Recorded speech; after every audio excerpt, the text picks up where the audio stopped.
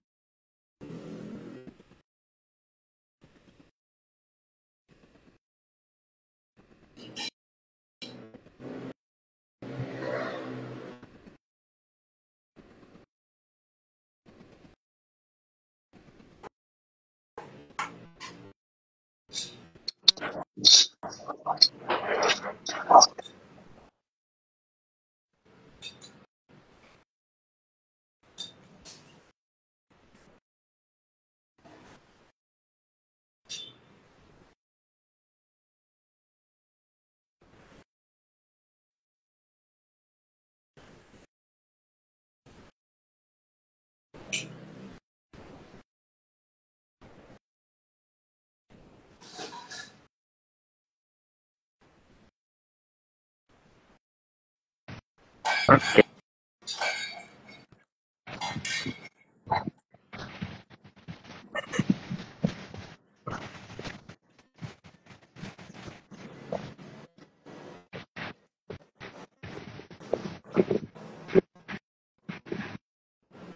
Tunggu sebentar ya. Eh, Sampai Pak Diaminya siap. Baru kita mulai.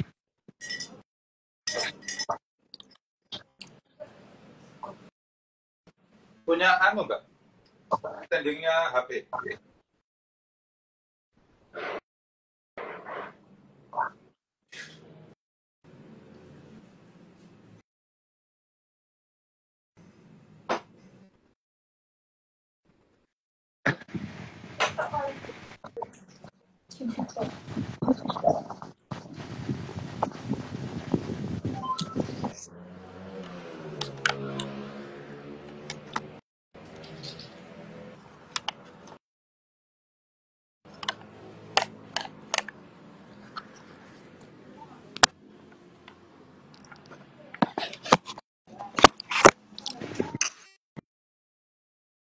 Oke.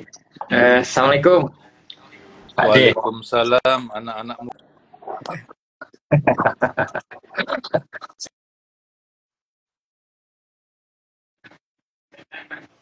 Gimana?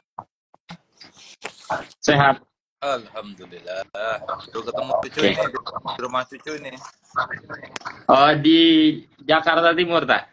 Iya, di Malang. Oh, oke. Makanya sehat. Oh, oke, kita mulai Pak D ya. Monggo, monggo. Oke. Bismillahirrahmanirrahim. Assalamualaikum warahmatullahi wabarakatuh. Teman-teman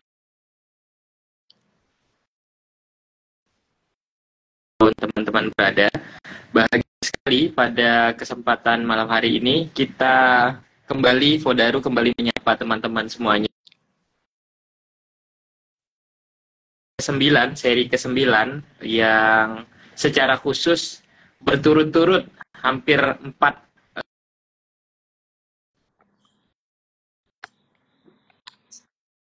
wilayah Indonesia untuk membahas tentang Pilkada serentak tahun 2024. Nah, sehari setelah Pilkada kemarin, pada hari ini kita secara istimewa menghadirkan pembicara dari Jawa Timur. Nih orang-orang Jawa Timur udah pasti kenal dengan beliau, Dr. Hami Wahyunianto. Ini pernah menjadi Provinsi Jawa Timur 2 periode, 2 apa 3 Pak D? 1. aja cukup. Nah, juga per hari ini sedang aktif mengusung Reok Ponorogo sebagai warisan tak benda dunia.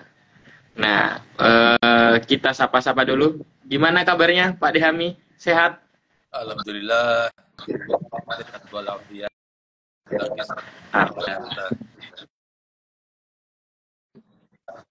Alhamdulillah. Oke. Kemarin berarti nyoblos dulu ya di Surabaya, baru OTW ke Jakarta berarti. Iya, jadi saya repotnya kan sebagai beri contoh yang pagi-pagi sudah meninjau PS, kemudian mencoblos jam 9 ketemu dengan Kepala Dinas Pariwisata Ponorogo, lanjut ke Jakarta. Jakarta udah jam 11. Oh, oke. Berarti per hari ini kita udah tahu lah ya Pak De ya, hasil real count dari KPU, pemenang dari 3 Serikandi yang berlaga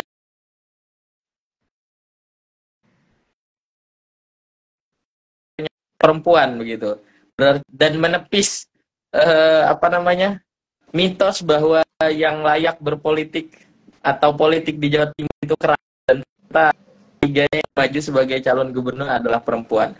Nah, hari ini kita akan mendengar pandangan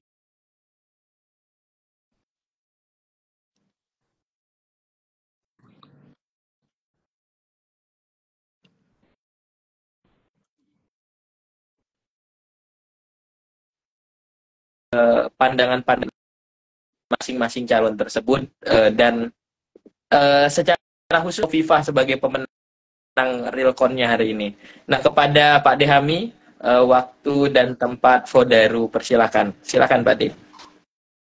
Ya, terima kasih Bang Sultan. Assalamualaikum warahmatullahi wabarakatuh. Kawan-kawan, sahabat-sahabat Fodaru yang luar biasa. Saya selalu antusias ya kalau diundang oleh anak-anak muda, terutama dalam hal perpolitikan, karena di dunia bisnis ini sudah menjadi perbincangan ya, kriterium atau karakter daripada Gen Z yang sangat berbeda ya dengan generasi-generasi sebelumnya. Nah, jangan sampai Gen Z ini tidak terlibat di dalam perpolitikan, karena biar bagaimanapun politik ini adalah masih menjadi salah satu alat yang paling efektif untuk membenahi semuanya, baik terkait dengan kota, kabupaten, provinsi maupun negara. Karena pintu masuknya ya politik. Nah, terkait dengan Pilkada Jawa Timur, sebenarnya kalau kami sudah tidak perlu menunggu quick count maupun real count, Bang Sultan, karena hasilnya sudah bisa dibaca. Ya. Nah, saya mempunyai beberapa catatan saja dalam terkait dengan pilkada secara umum maupun terutama di Jawa Timur ya.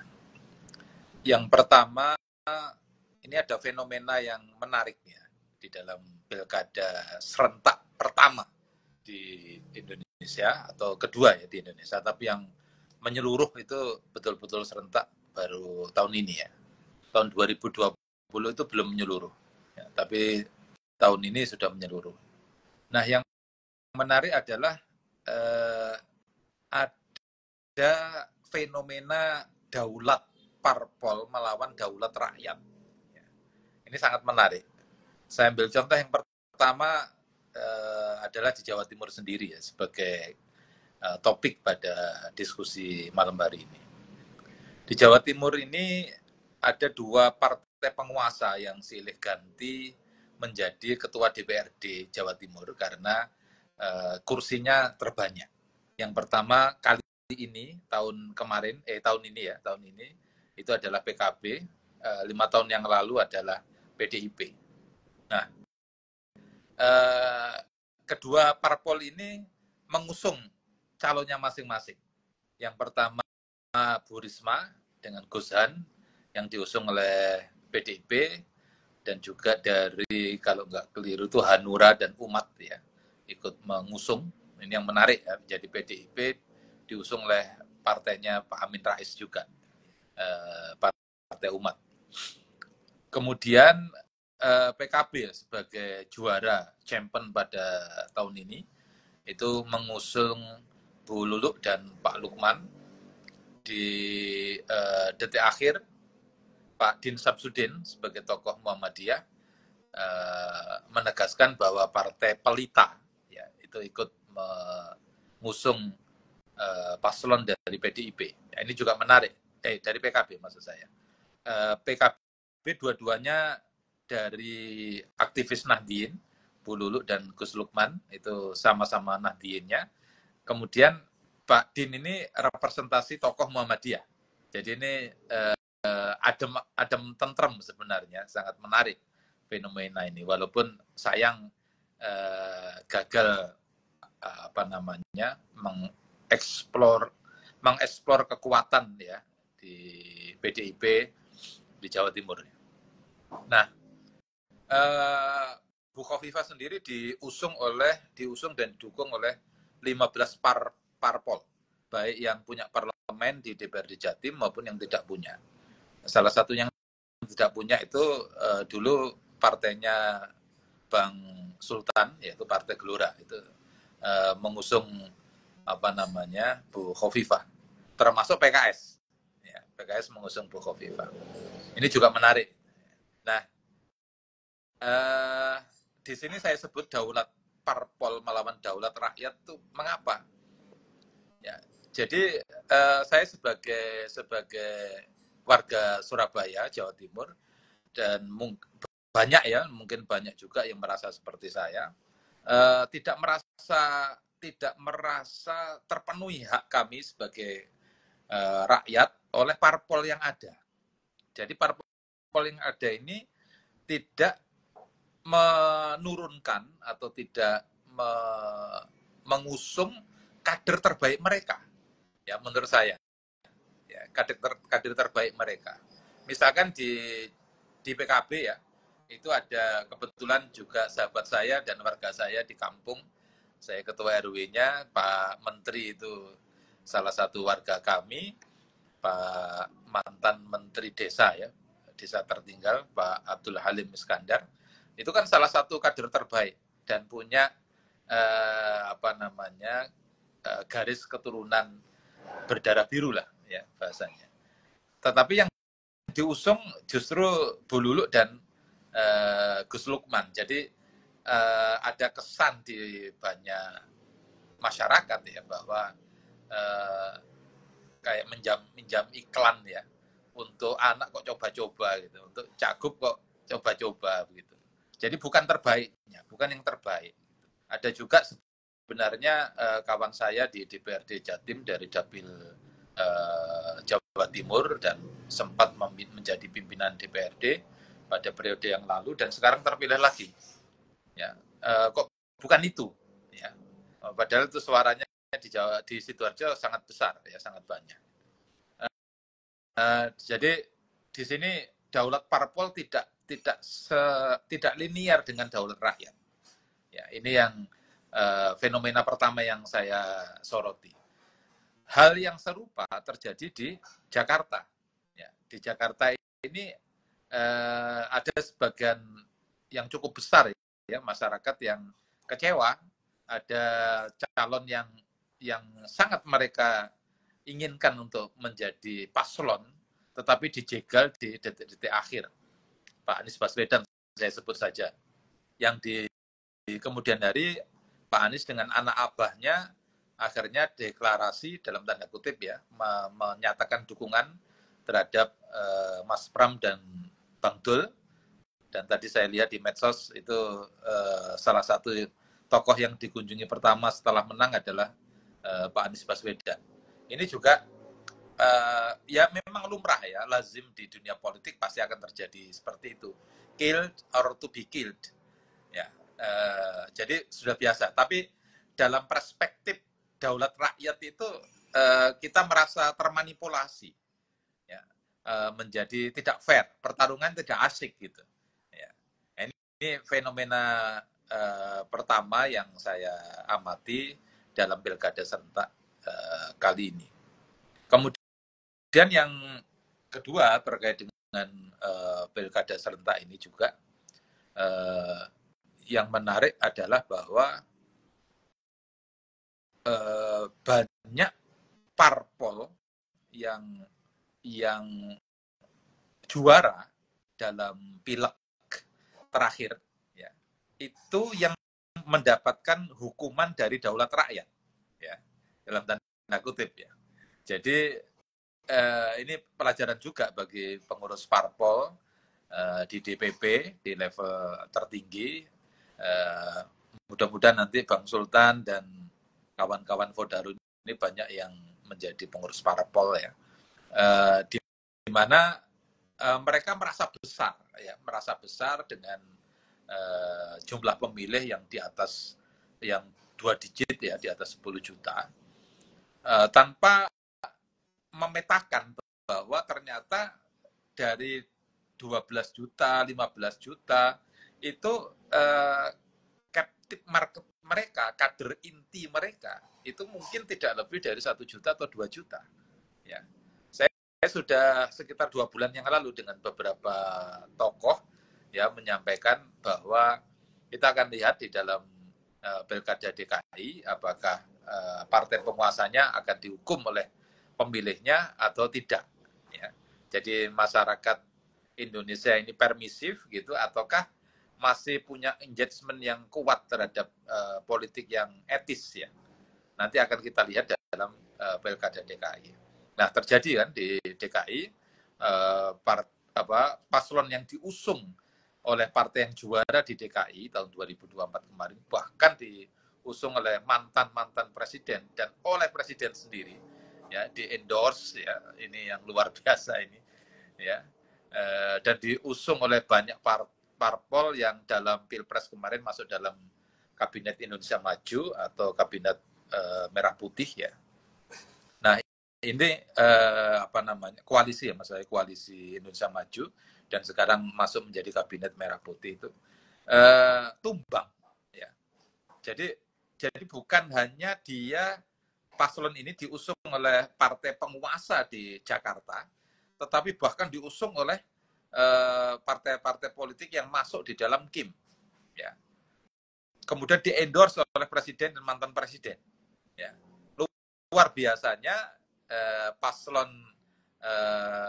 Mas Pram dan Bang Dul ini menang hanya 1 putaran, ya. Ini yang luar biasa. Jadi hukumannya nyata gitu, hukuman sosial dari para konstituen partai penguasa di Jakarta itu sangat-sangat signifikan. Nah, ini yang harusnya menjadi pelajaran, ya, bagi partai manapun termasuk dalam hal ini PKS. Di Depok kayak di Surabaya, saya sering bilang Depok itu PDIP-nya kayak PDIP-nya Surabaya. Jadi 20 tahun sudah berkuasa PDIP di Surabaya, akan 25 tahun karena Pak Eri dan Armuji menang lagi, lawannya kotak kosong. Nah, di Depok jungkel, ya, nyungsep paslon yang diusung oleh PKS. Itu padahal partai penguasa di situ, ya. Sudah 20 tahun. Jadi ketua DPRD-nya yang terakhir itu dari PKS karena juara di sana. Lalu wali kota dan wakil wali kotanya sama-sama dari PKS-nya, ya, itu bisa kalah. Jadi daulat rakyat di sini ternampak sekali, ya, dalam pilkada serentak, dalam pilkada serentak sekarang. Nah, ini yang kedua. Kemudian yang ketiga, saya mengangkat isu yang sangat penting sebenarnya di dalam dunia perpolitikan, yaitu politik etis. Ada fatsun, ya, yang harusnya secara etis itu dijunjung tinggi oleh oleh para pelaku politik, oleh para politikus, sehingga mereka mempunyai derajat negarawan, ya, tidak hanya sebagai politisi, baik yang senior maupun yang junior. Apa itu politik etis? Selama ini banyak sekali para tokoh yang berlindung pada peraturan perundangan yang berlaku. Misalkan ini yang menarik ya menjadi diskusi di X atau di Twitter, bahwa ada yang mengatakan, yang membela Pak Prabowo mengendorse paslon Lutfi dengan Tads Yassin itu karena pada hari Sabtu Minggu, jadi ada liburnya rupanya presiden kita ini. Nah, ada yang guyoni, kalau kira-kira ada negara atau pasukan bayar serang Indonesia di hari Minggu atau hari Sabtu, itu kan berabe karena presiden sedang libur. Ya, berlindung pada peraturan perundangan yang berlaku. Mungkin secara hukum positif tidak melanggar, tetapi secara etis itu bukan negarawan. Ya. Jadi biarkan rakyat ini mendapatkan sajian pertarungan politik yang fair, yang objektif, begitu. Jadi coba kita bayangkan kayak Bu Khofifah ya, kemudian Pak Ridwan Kamil ini suatu sisi nasibnya sama, yaitu di-endorse oleh presiden dan wakil presiden. Bahkan saya baca di online itu yang nelpon pertama kali mengucapkan selamat kepada Bu Khofifah yang terpilih atas hasil quick count itu adalah mantan presiden Pak Jokowi. Nah, ini kan luar biasa ini. Jadi di-endorse oleh presiden dan mantan-mantan presiden, selain tentunya oleh parpol maupun oleh influencer. Jadi saya sempat nggak percaya itu bagaimana Pak Prabowo itu mengendorse pertama kali sebelum ke luar negeri kemarin pasangan Pak Lutfi dengan Tads Yassin. Ya, saya pikir itu sebuah kecelakaan begitu. Ternyata beneran setelah itu juga mengendorse Pak Ridwan Kamil dan Pak Suswono. Jadi masyarakat ini tidak diberikan pertarungan politik yang etis gitu, yang menjunjung tinggi harkat dan martabat, sehingga kemudian pilihan-pilihan kita seperti yang saya guyoni di depan tadi, tidak perlu quick count, tidak perlu real count di Jawa Timur ya khususnya, itu karena kita sudah bisa membaca siapa yang akan menang begitu. Nah, kedepannya mudah-mudahan, apalagi kalau nanti pilkada serentak lagi, itu misalkan ya ada peraturan perundangan, ASN itu harus netral, aparat penegak hukum harus netral. Nah, siapa yang menjadi badan pengawas, apa Bawaslu atau Panwaslu kalau di bawah? Bawaslu itu taringnya setajam apa? Mampu nggak mengendalikan aparat penegak hukum yang tidak netral? Gimana caranya agar mereka betul-betul netral?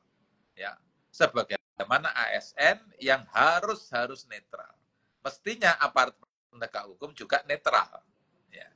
Nah, sudah bukan rahasia umum di lapangan ada keberpihakan terhadap paslon tertentu di kalangan aparat penegak hukum. Nah, ini yang menyebabkan akhirnya tidak fair. Belum lagi money politik ya. Ini semakin kesini pilkada itu semakin luar biasa, heavy money politik, ya luar biasa. Kebetulan saya juga membantu petahana di Ponorogo, nah itu betul-betul ainul yakin ya di depan mata saya sendiri berseliweran, kalau istilahnya di Ponorogo itu sangu, ya sehingga akhirnya menjadi budaya. Nah ini kalau sudah budaya kan repot. Ya. Jadi pemilih ini tidak murni memilih paslon karena keunggulannya, tetapi karena sanggup. Ya. Nah, ini dimanfaatkan betul oleh para paslon. Masalahnya juga di situ. Ya. Nah, apalagi kalau paslon itu di endorse oleh aparat penegak hukum, oleh PNS itu kan menjadi masyarakat akhirnya sekali lagi tidak memilih karena keunggulan. Ya, di sebuah tempat saya lupa pilkada di sebuah kabupaten itu ada calon yang S2 dari London, ya, di Tegal kalau nggak keliru ya, itu kalah. Iya, Tegal. Ya, itu kalah dengan calon yang lain. Jadi sebagaimana informasi dari Nabiullah Muhammad SAW bahwa pemimpinmu itu cerminan dirimu.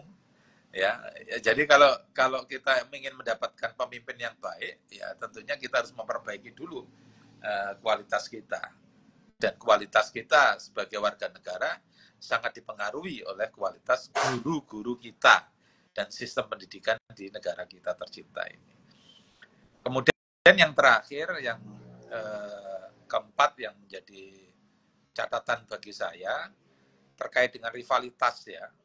Rivalitas di Jawa Timur ini terutama untuk di pilgubnya ya, di pilgub Jawa Timur seperti tadi saya sampaikan sebagai aktivis politik, sebagai konsultan politik, akademisi, itu kita tidak perlu nunggu quick count apalagi real count. Jadi real pemenangnya itu sudah ketahuan begitu. Nah, ini jomplang banget kan, jomplang banget. Yang kita inginkan kan pertarungan yang seru, yang asik gitu. Seru tapi asik. Ya, misalkan di Magetan itu ada 3 paslon. Itu selisihnya 1% sampai 2% antara peringkat pertama dengan peringkat ketiga berdasarkan hasil quick count. Nah, itu kan asik gitu. Ya. Dan sementara ini saling mengeklaim otomatis ya, tim sesnya paslon nomor 1, nomor 2, nomor 3 masing-masing mengklaim yang menang. Ya karena selisihnya itu hanya 1%, jadi sekitar 1.000 sampai 2.000 lah selisihnya untuk sebuah kabupaten ya. Kalau di Ponorogo sendiri cukup tebal, cuman ya itu catatannya ya. Kedepannya harus diperbaiki bagaimana netralitas dari aparat penegak hukum, netralitas dari PNS betul-betul tidak boleh money politik, itu harus ditegakkan gitu. Jadi bukan hanya retorika, bukan hanya jargon, slogan. Pertanyaannya kan kerjanya apa Bawaslu, Panwaslu, ya, sampai ada amplop yang berseliweran yang jumlahnya bisa jadi ngeri jumlahnya totalnya itu, apalagi kalau jumlah penduduk di kabupaten atau kota itu besar ya, kayak di Surabaya misalkan 2,5 juta mungkin ya DPT-nya. Nah, ini yang kami inginkan, yang rakyat inginkan rivalitas seperti di Magetan yang seru ya, seru tapi asyik ya. Kalau di Madiun ya, hanya kota ya, jadi jumlah penduduknya kecil, itu juga ada 3 paslon. Tapi di sini yang unggul ya, petahana agak lebar, agak tebal ya unggulnya. Tetapi diikuti oleh 3 paslon yang sangat tidak menarik. Itu kan tidak ada penantangnya, tidak ada. Kayak Surabaya, itu lawan kotak kosong. Di Ngawi, di Trenggalek, di beberapa tempat lain, ada 8 kalau nggak keliru di Jawa Timur, itu lawannya kotak kosong. Terus ngapain ada pilkada kalau lawan kotak kosong gitu. Walaupun ada kejadian ya di luar Jawa itu, kalau nggak keliru di Sulawesi Selatan itu yang kalah lawan kotak kosong gitu. Itu kan miris ya. Tetapi bagaimana caranya juga pemilu legislatif, pemilu pilkada ini harus ada lawan, minimal 2 lah. Jadi ada 2 paslon begitu. Jadi sekali lagi ini hak rakyat ya, hak rakyat. Jangan sampai daulat parpol itu mengebiri hak rakyat, daulat rakyat. Ya. Seperti di Jakarta sampai menjegal Anies Baswedan ya, yang belum tentu menang juga, tetapi sudah khawatir sampai dijegal. Kemudian paslon yang maju dari jalur independen itu memalsukan dukungan KTP, itu nggak diproses, dipaksakan menjadi paslon juga untuk memecah suara. Tapi ternyata skenario-nya makar Allah yang berjalan ya. Nah ini yang yang baru terjadi di Indonesia ya. Jadi bagaimana kekuatan besar itu berupaya memenangi pilkada di Jawa Timur, di Jawa Tengah, di Jawa Barat, di Banten, di Sumut, ya, yang besar-besar itu memaksakan kalau bisa putaran kedua di Jakarta. Ya alhamdulillah atas kerja Bang Sultan dan kawan-kawannya beserta tim sesnya Mas Pram dan Bang Dul, insya Allah bisa satu putaran. Mungkin gitu dulu sebagai pemantik diskusi, Bang Sultan. Terima kasih. Iya, iya. Luar biasa ya. 4 poin tadi kira-kira menjadi dinamika yang sampai hari ini mungkin belum selesai gitu. Pertama soal daulat parpol versus daulat rakyat tadi, bagaimana kemudian parpol itu di Indonesia ini tumbuh menjadi yang justru atas rakyat sebagai pemegang kekuasaan tertinggi gitu. Yang kedua, fenomena-fenomena seperti parpol-parpol yang akhirnya kemudian karena rakyat muak gitu ya, bisa jadi muak gitu, kemudian dihukum di Jakarta kepada PKS atau di Jawa Tengah, di apa namanya, di beberapa Sumatera Utara juga termasuk bisa jadi fenomena bagaimana partai kemudian dihukum oleh rakyat gitu. Dan fenomena berikutnya yang menjadi perbincangan itu kan tentang etika politik yang dijalankan oleh para politisi kita di Indonesia ini gitu. Nah, Pak De, yang terakhir tadi Pak De yang menarik Pak De soal money politics. Kebetulan saya ini kan juga relatif apa ya, mendengar gitu, ikut melihat fenomena-fenomena di lapangan, terutama soal money politics ini Pak De. Ada fenomena yang menarik gitu, yang realitasnya banyak. Misalnya pertama, ada orang yang kemudian ada calon di suatu daerah di Jawa Barat itu, dia ngasih 50.000 Pak De. Lawannya ngasih 20.000. Yang menang yang mana? Ternyata yang menang itu yang ngasih 20.000 Pak De. Nah ini kan ada bacaan bahwa uang kemudian tidak signifikan gitu.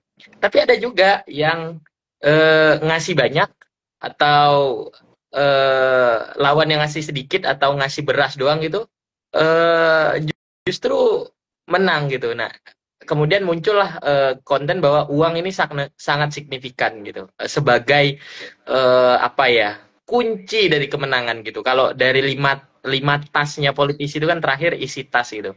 Nah itu gimana Pak De, fenomena-fenomena itu? Dan kemudian sambungannya, bagaimana kemudian rakyat yang pragmatis ini, saya tidak tahu ya, mungkin di Jawa Timur juga begitu, nanti menagih janjinya kepada pemimpin. Sedangkan nanti pemimpin bisa berdalih, kan udah saya bayar gitu dengan 50.000 misalnya gitu. Janji-janji tersebut gitu. Nah itu gimana Pak De? Ya, fenomena apa kalau bahasa Ponorogonya ngedan ya. Jadi ngedan itu gila ya, crazy gitu. menggila itu ngedan itu. Heavy money politik dengan money politik yang besar-besaran ya. Itu saya sebut tadi di beberapa tempat sudah menjadi budaya ya. Kalau sudah jadi budaya ini sangat tidak mudah ya, sangat tidak mudah. Memang kalau kita mau menyelesaikan masalah ini, itu harus dimulai dari tadi sabda Nabi ya, bahwa pemimpinmu cerminan dari diri kamu. Ya, artinya diri kita, kualitas bangsa yang beradab. Saya pernah alhamdulillah dikirim oleh Kedubes Amerika Serikat untuk belajar Pilpres Barack Obama jilid 2 di Amerika itu selama 3 minggu. Di sana apa namanya, relatif tidak ada. Jadi ketika saya tanya gimana dengan money politik, mereka sendiri tanya itu money politik itu apa maksudnya gitu. Jadi tidak ada pemberian atau sedikit sekali pemberian sangu kepada para pemilih. Ya. Jadi di sana sudah begitu, termasuk di Turki ya, saat 2011 itu belajar Pilpres Erdogan. di Turki juga sama. Jadi kayak asik gitu, pemilu menjadi asik gitu. Betul-betul pestanya rakyat, pesta demokrasi. Jadi bukan hanya jargon, bukan dilakukan, bukan hanya retorika, tetapi benar-benar nyata bahwa ini pesta kita. Kita siapa? Rakyat. Ya, pesta demokrasi. Ya, namanya juga pesta ya tanpa beban, tanpa intimidasi, asik begitulah. Ya, nah ini harus diubah memang pelan-pelan ya. Mudah-mudahan Menteri Pendidikan Dasar dan Menengah yang baru ini bisa mengarah ke sana ya. Bahwa Lee Kuan Yew pernah berkata ketahanan suatu bangsa itu tergantung pada kualitas warga negaranya. Nah, kualitas warga negara suatu bangsa sangat tergantung pada guru daripada warga negara itu. Nah, sehingga kemudian legasi Lee Kuan Yew sampai saat ini yang luar biasa adalah IKIP-nya Singapura, namanya National Institute of Education, NIA. Nah, ini penyelesaiannya, cuman kan butuh waktu yang lama. Itu yang pertama. Yang kedua, dalam paradigma kami sebenarnya tali asih ya, jadi serangan fajar atau money politik atau apapun itu bagi kami adalah sebuah tali asih ya, asalkan antara calon pemimpin dengan pemilihnya itu sudah terkoneksi dengan apa saja begitu ya. Jadi kayak saya ke Jakarta sekarang ini di Jakarta ya, ketemu Bang Sultan, terus Bang Sultan traktir saya, itu apa money politik? Enggak, karena saya sudah terkoneksi dengan Bang Sultan ya. Sebaliknya misalkan Bang Sultan ke Surabaya ya, pasti saya akan traktir. Nah, ini bentuk pertemanan, bentuk engagement yang sebenarnya sangat luar biasa ya. Jadi ini yang penting. Nah, kalau money politik dalam paradigma kami yang betul-betul belum ada ikatan, ya kenal aja kagak gitu, salaman nggak pernah, tapi dikasih uang begitu.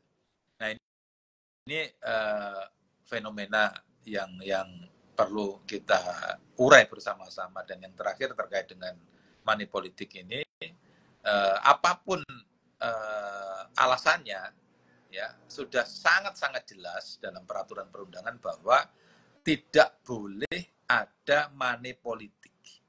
Ya, misalkan waktu saya membantu pasangan calon yang alhamdulillah terpilih untuk 2 periode di Ponorogo, memecahkan mitos bahwa di Ponorogo tidak pernah ada bupati yang 2 periode.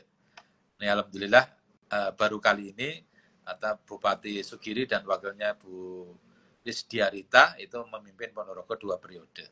Nah, sampai biasa kan kalau Pak Giri maupun Bu Lis ini ada acara dengan rakyatnya itu pasti nyawer, ya, pasti dikasih, ya, walaupun nilainya nggak seberapa. Kemudian ada anak-anak, ya, bupatinya bocah, ya, bocah kecil itu. Jadi kalau ada acara, ada event kayak kemarin yang saya ikuti, itu pasti ada banyak pedagang kecil kan. Itu anak-anak yang ada di situ pasti ditraktir sempol atau pentol, ya. Nah, apa namanya, seperti ini yang bisa kita lihat ya selama ini. Nah, ketika pemilu berlangsung kemarin, kampanye berlangsung kemarin, beliau betul-betul tidak mengeluarkan, ya, tidak nyawer waktu nyanyi, tidak memberi saweran lah ketika turun ke pasar, ya, ke pasar keluar uang tapi untuk beli produknya, bukan nyangoni. Nah, ini bisa ditegakkan dengan kekuatan aparat penegak hukum membantu Bawaslu.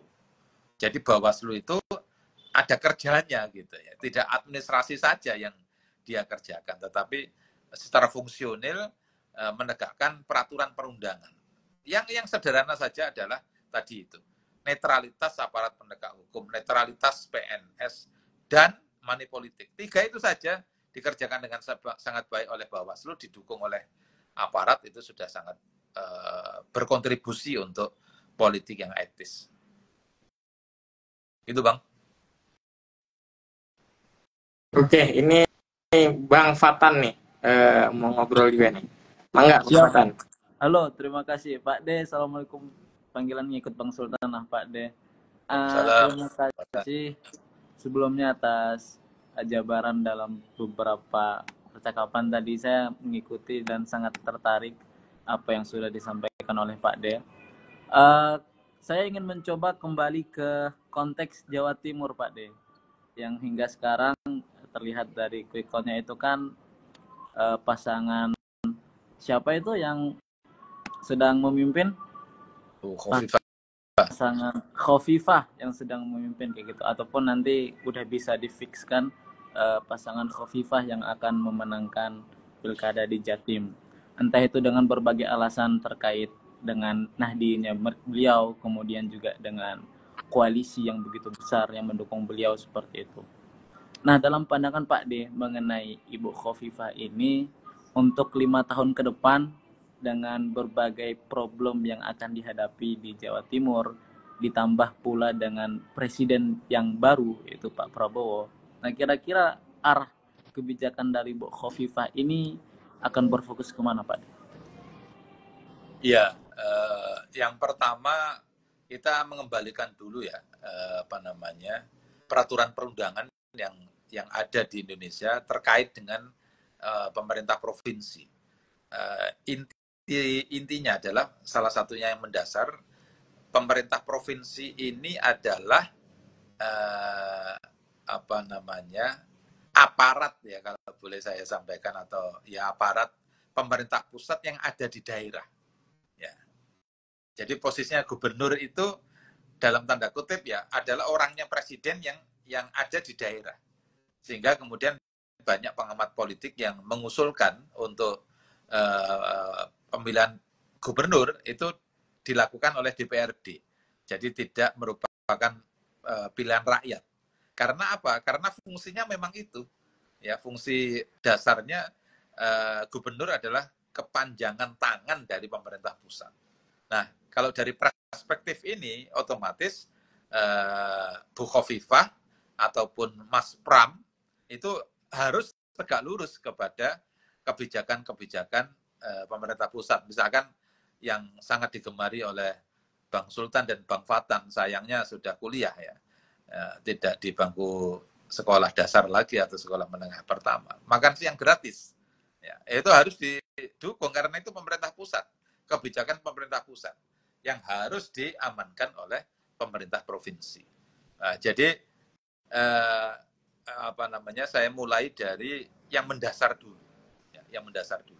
Oleh karena itulah kemudian mestinya sistem perpolitikan di Indonesia ini lebih memperhatikan bagaimana pelaksanaan pilkada kabupaten dan kota itu yang sangat etis, yang sangat objektif, yang dengan demikian bisa memenuhi hak-hak para pemilih terhadap calon-calon terbaik di kabupaten kota masing-masing. Ya. Jadi jangan sampai karena tidak punya uang misalkan gitu, atau tidak mempunyai parpol, putra terbaik daerah, salah satu putra daerah itu tidak bisa maju sebagai calon bupati maupun calon wali kota. Kemudian kalaupun toh bisa maju itu kalah, ya, oleh sebab-sebab yang bukan pertarungan, ya, bukan pertempuran, tetapi sebab-sebab non teknis, ya, kayak tadi yang saya sebut di atas. Ini baru kali ini itu ada presiden yang mengendorse paslon. Dia ini kan lupa, dia ini presiden negara Republik Indonesia, ya, yang secara etika ya tidak boleh sebenarnya, sangat tidak etis mengendorse siapapun, ya, siapapun yang diendorse. Ya. Misalkan mengendorse Mas Pram juga tidak boleh, tidak etis, sama sekali tidak etis. Ya. Nah kali ini dia ngendorse Ridwan Kamil, ngendorse Ahmad Lutfi, Ini presiden buruk, saya pikir secara etis sangat buruk ya. Sebagai contoh yang sangat buruk bagi Gen Z seperti Bang Fatan maupun Bang Sultan dan kawan-kawan. Jadi apa namanya, itu yang pertama ya. Jadi kita harus melihat dari perspektif itu. Kemudian yang kedua, jangan lupa bahwa kita ini mempunyai DPRD provinsi seperti yang saya pernah alami tahun 2014 sampai 2019 di DPRD Jawa Timur. Apa namanya, yang menarik, yang unik ya, yang unik di Indonesia ini, yang itu tidak terjadi di dua negara yang paling tidak pernah saya belajar di sana untuk perpolitikan pilpres, Amerika dan Turki, itu adalah bahwa kamar legislasi itu ada wewenang eksekutifnya, ya. Jadi sehingga terjadi ya, minta maaf ya, korupsi misalkan di DPR RI, kemudian di DPRD Jatim, misalkan di DPRD Jatim yang sampai saat ini bisa mengalir sampai jauh, itu kan penyebabnya adalah pimpinan DPRD mendapatkan alokasi dana hibah yang besar. Nah, sedangkan kalau kita merujuk kepada trias politika yang benar itu legislatif itu fungsinya budgeting, ya, controlling, ya, itu adalah fungsi-fungsi mereka, membuat undang-undang, membuat perda, kemudian membuat anggaran, ya, dan apa namanya, pengawasan, ya. Jadi dia bukan eksekutor, bukan eksekutif, dia tidak pegang uang, ya, tidak pegang uang. Nah, menurut saya pendapatan di Senayan, pendapatan kami di DPRD Jatim dulu sudah lebih dari cukup, ya. Nah, yang kayak dana-dana hibah itu selama ini kan aspiratornya salah satunya adalah teman-teman dewan, baik dari kabupaten kota sampai pusat. Nah, ini politik anggaran yang ada di Indonesia, yang itu tidak ada di Amerika maupun di Turki.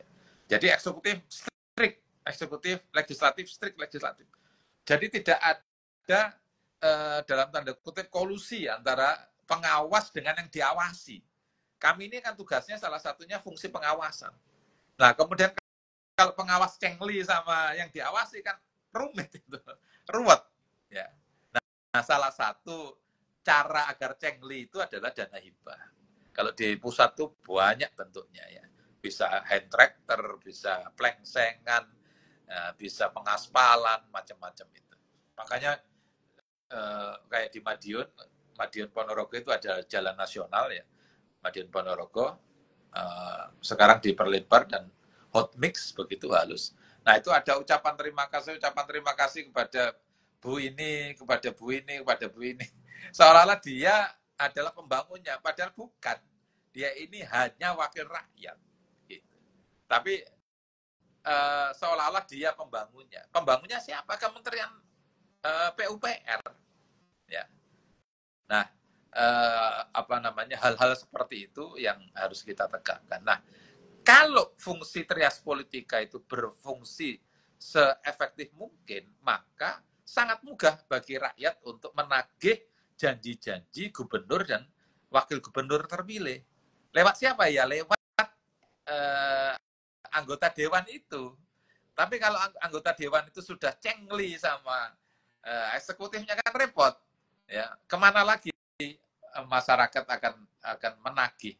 Lewat jalur apa? Akhirnya terjadi street demonstration, demonstrasi jalanan, yang itu juga diperbolehkan, ya, boleh-boleh aja, tetapi kan tidak efektif. Senyaring-nyaring kalian berteriak di lapangan itu anggota dewan yang terhormat di dalam itu ngopi-ngopinya dengan eksekutif lagi. Dan kalaupun ditemui itu formalitas gitu. Yang sangat efektif itu kalau kita sebagai rakyat sipil, pemilih mereka dahulu, itu mendatangi fraksi-fraksi yang ada di DPRD maupun di Senayan. Nah, itu cara yang paling efektif untuk menagih janji. Makanya kita juga harus membenahi pelaksanaan daripada legislatif, kemudian eksekutif, dan jangan lupa yudikatif. Ya, jadi yudikatif ini kan aparat penegak hukum begitulah. Ya, ini juga jangan sampai cengli sama eksekutifnya, jangan sampai cengli sama pengawasnya, gitu. Ya. Nah, itu kan filosofi daripada trias politika. Yang di Indonesia sekali lagi orangnya sangat kreatif ya, menjadi menimbulkan kejadian-kejadian yang seperti anomali ya, seperti anomali, tapi ya faktualnya seperti itu. Itu Bang Paten. Ya Pak De, terima kasih. Saya jadi ini Pak De, mencoba untuk membangun cara berpikir mengenai gubernur yang kelak terpilih itu juga harus mengikuti dalam tanda kutip perintah atau visi misi dari pemerintah pusat. Nah, di satu sisi saya berpikir jadinya kayak tidak terlalu salah jika katakanlah presiden juga yang memiliki hak pilih kayak gitu, itu mendukung salah satu paslon di beberapa daerah dengan harapan atau dengan pandangan ke depan kelak paslon yang menjadi yang terpilih di provinsi tersebut itu akan mengikuti apa yang diperintahkan oleh pemerintah pusat. Karena khawatirnya kalau misalnya nanti yang oposisi dari pemerintah pusat itu katakanlah yang menang di pemerintah daerah itu tidak mau manut apa yang diperintahkan oleh pemerintah pusat. Nah, itu kayak seolah-olah paradoks gitu, Pak. Nah, itu kira-kira sistem yang ideal dan etisnya itu seperti apa? Harus dibedakan ya, hak pilih dengan hak endorse. Ya. Hak pilih, iya, itu dilindungi oleh undang-undang. Ya, saya milih siapa itu saya sebagai presiden atau sebagai mantan presiden, sebagai ketua parpol memilih siapa itu hak pilih ya, hak pribadi. Ya. Tapi ingat itu luber, ya, langsung, umum, bebas, rahasia. Ya. Tidak boleh divulgarkan. Jadi misalkan kemudian saya angkat ke wartawan ini loh yang saya coblos ini kan sangat tidak etis gitu. Kemudian apalagi sampai mengendorse kan begitu. Posisi dia sebagai sebagai presiden misalkan begitu. Jadi harus dibedakan hak pilih dengan hak endorse itu. Kemudian yang kedua jangan khawatir ya.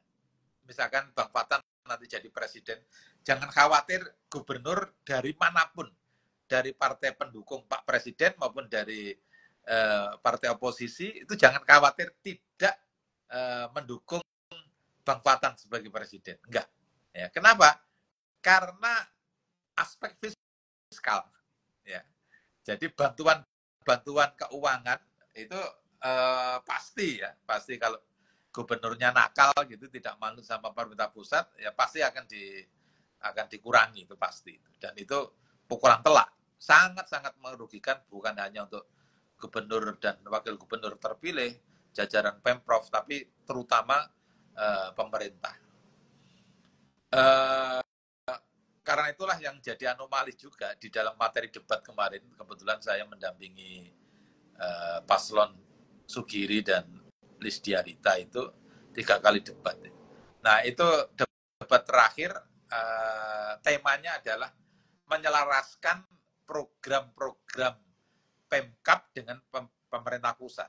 Ya, jadi jangankan Pemprov ya, pemerintah kabupaten kota juga sangat membutuhkan bantuan dari APBN. Bukan hanya bantuan keuangan BK, tetapi lebih dari itu proyek-proyek yang dibiayai oleh APBN itu sebanyak mungkin, dan ini tugasnya gubernur sebenarnya. Dia harus tahu kabupaten kota mana yang dalam tanda kutip ya miskin APBD atau fiskal. Nah, itu yang harus dimasuki oleh program-program yang dibiayai oleh APBN. Ini saya beri contoh saja waktu saya mendapatkan amanah wakil rakyat di Sampang ya waktu itu. Kalau tiap hujan kayak begini nih, banjirnya itu setinggi perut, ya setinggi pusar kita. Sehingga kemudian bersama-sama dengan dinas apa itu dinasnya ini dinas perhubungan ya. Kemudian sama beberapa dinas itu kita hearing ya, kita sebelum ada pembahasan RAPBN kita hearing dengan kementerian terkait ya, bagaimana agar normalisasi Kali Kemuning ya secara integrated itu dibiayai oleh APBN. Karena APBD saat itu di dinas terkait provinsi itu 250 M ya dalam 1 tahun. Nah, padahal biaya yang harus dikeluarkan untuk rumah pompa itu 50 M sendiri ya. Itu masih di Sampang tok dari 38 kabupaten kota, sehingga perlu pembiayaan dari APBN, sehingga kita beberapa kali konsultasi dengan kementerian terkait dan juga dengan komisi terkait ya, agar betul-betul proyek normalisasi Kali Kemuning ini yang secara integrated akhirnya dibiayai oleh APBN secara multi years. Kalau sudah multi years itu kita bersyukur karena pasti sampai selesai karena pembiayaannya bertahap ya, multi years begitu. Nah, itu sebenarnya salah satu fungsi pokok daripada gubernur. Ya, ini ada masalah besar, masalah waduk, misalkan kayak di Bojonegoro juga ada waduk Gongseng, ya. Nah, sedangkan APBD provinsi nggak cukup, apalagi kabupaten kota nggak cukup.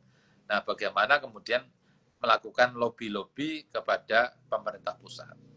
Nah, ini kalau berjalan dengan baik seperti itu, Pak, insya Allah yang sangat diuntungkan oleh semuanya itu adalah masyarakat.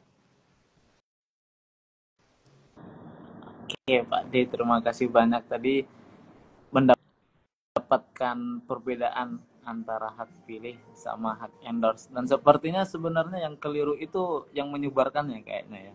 Padahal niatnya Pak Prabowo itu hanya untuk ke tim-timnya, tapi dilalahnya tim-timnya malah menyebarkannya. Kayak gitu. Oke, terima kasih Pak D. Lanjut Bang Sultan. Oke, luar biasa ya.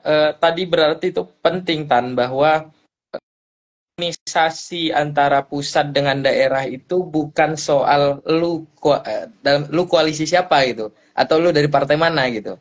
Tapi amanat undang-undang ya sebuah kewajiban bahwa sinkronisasi itu mau dia dari PDIP dengan Prabowo koalisi gitu ya nggak ini. Maka kalau suka denger, kalau dulu tuh temennya Pak D nih, Bang Fahri itu kalau udah jadi wakil rakyat, kalau udah jadi eksekutif, atribut partai itu nggak boleh lagi ini mendominasi gitu. Nah, itulah perbedaan antara daulat parpol dengan daulat rakyat tadi.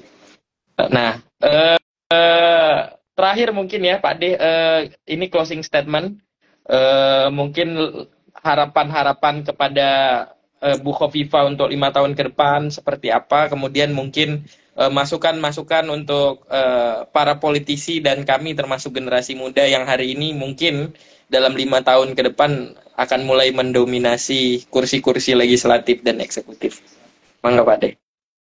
Iya, jadi saya sebagai warga negara yang ber-KTP di Surabaya yang masuk Jawa Timur tentunya sangat berharap gubernur dan wakil gubernur terpilih ini bisa mengimplementasikan visi dan misi mereka ya, yang sudah disampaikan dalam debat ya, baik debat sesi pertama, kedua maupun ketiga. Itu saja sudah sangat-sangat luar biasa ya.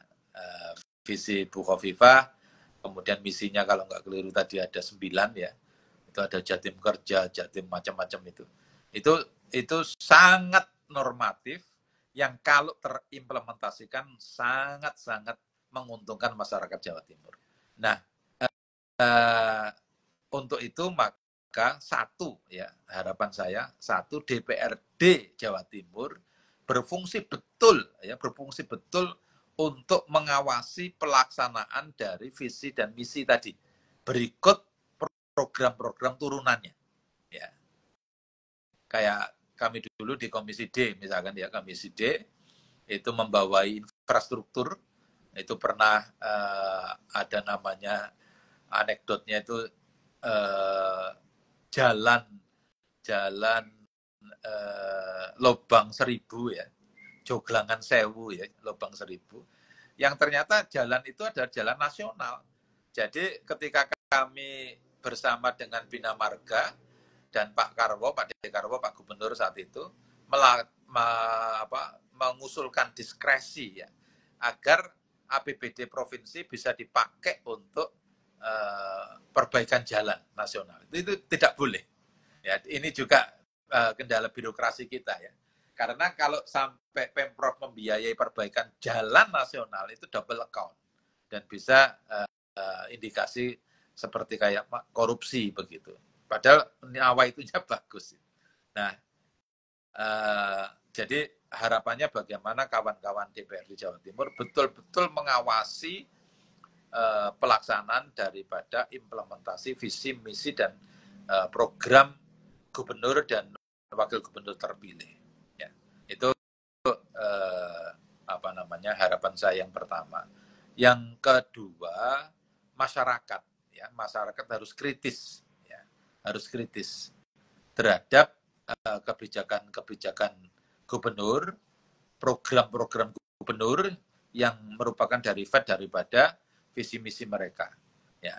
Dan kalau bisa disalurkan di saluran yang semestinya. Ya, salah satunya adalah audiensi ke DPRD Provinsi Jawa Timur melalui juga ya ormas, sebenarnya fungsinya tidak ke situ ya, tetapi mungkin karena ada kedekatan antara ketua PW Muhammadiyah, ketua PWNU dengan Bu Gubernur, itu bisa lebih efektif juga menyampaikan kritik kepada mereka.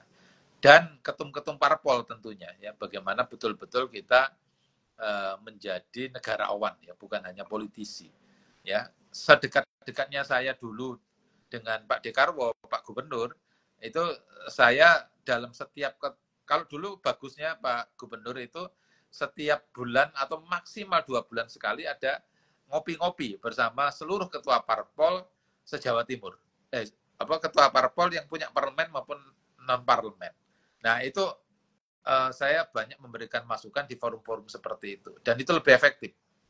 Salah satunya catatan saya waktu itu adalah IPM, Indeks Pembangunan Manusia di Jawa Timur, yang masih saat itu peringkat 22.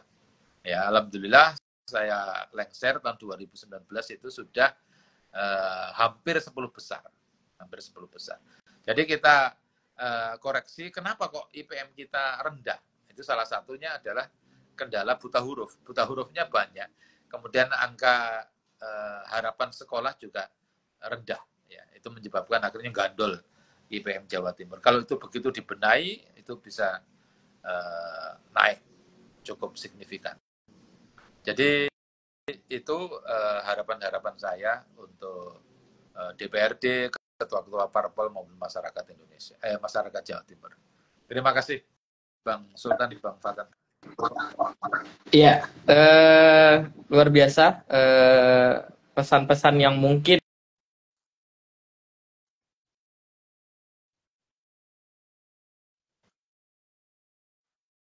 tagline yang paling ininya adalah melanjutkan kerja-kerjanya gitu. Tentu kita berharap Jawa Timur sebagai salah satu wilayah dengan populasi besar, kemudian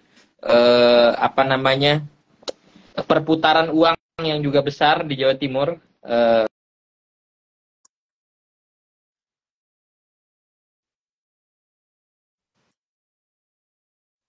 kemudian menyelesaikan semua janji-janji kampanyenya. Dan semoga forum-forum seperti ini juga menjadi salah satu edukasi bagi masyarakat terutama di Jawa Timur untuk kemudian cerdas dalam bagaimana nanti menagih janji-janji kampanye yang beberapa bulan lalu diucapkan oleh para paslon begitu. Nah, mungkin teman-teman kita sudah sampai di akhir dari Fodaru Talks seri ke-9 pada malam hari ini. Secara khusus pribadi saya mengucapkan terima kasih Pak D sudah berkenan hadir memberikan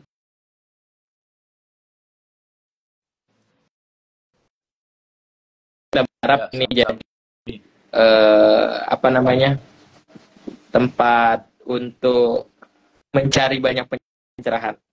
Oke, teman-teman, demikian forum kita pada malam hari ini. Jumpa lagi besok. Insya Allah sama Fodaru Talks edisi 9, tapi menagih janji pemenang hati rakyat Sumatera Utara.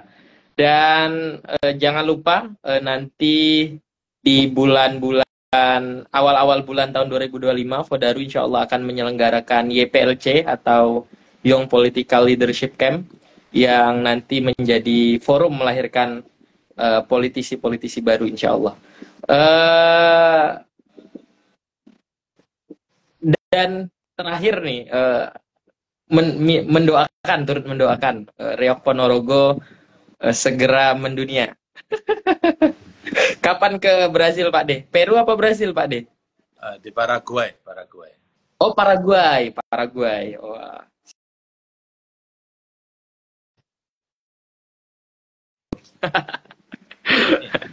Oke Pak D, terima kasih banyak. Halo. Oke, jumpa lagi Pak D di kesempatan berikutnya. Terima kasih banyak. Ya, sama-sama. Matur nuwun Pak De. Terima kasih banyak. Saya live dulu ya. Oke.